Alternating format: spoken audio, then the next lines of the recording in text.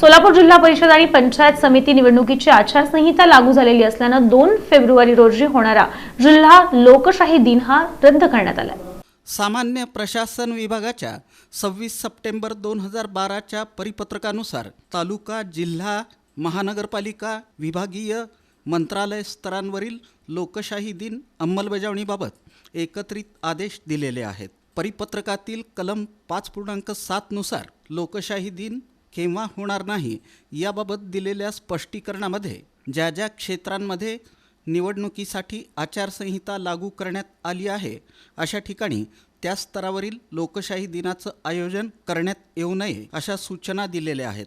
सोलापूर जिल्हाधिकारी कार्यालयात दरमहा महिन्याच्या पहिल्या सोमवारी जिल्हा लोकशाही दिनाचं आयोजन करण्यात येतं, परंतु 13 जानेवारी 2026 पासून सोलापूर जिल्हा परिषद आणि पंचायत समिती निवडणुकीची आचारसंहिता लागू झालेली असल्यानं जिल्हा स्तरावरील लोकशाही दिनाचं आयोजन संबंधित परिपत्रकानुसार करता येणार नाही। तसंच 2 फेब्रुवारी 2026 रोजी होणारा जिल्हा लोकशाही दिन आयोजित केला जाणार नाही असं निवासी उपजिल्हाधिकारी अभिजित पाटील यांनी प्रसिद्धी पत्रकान्वये कळवलं आहे।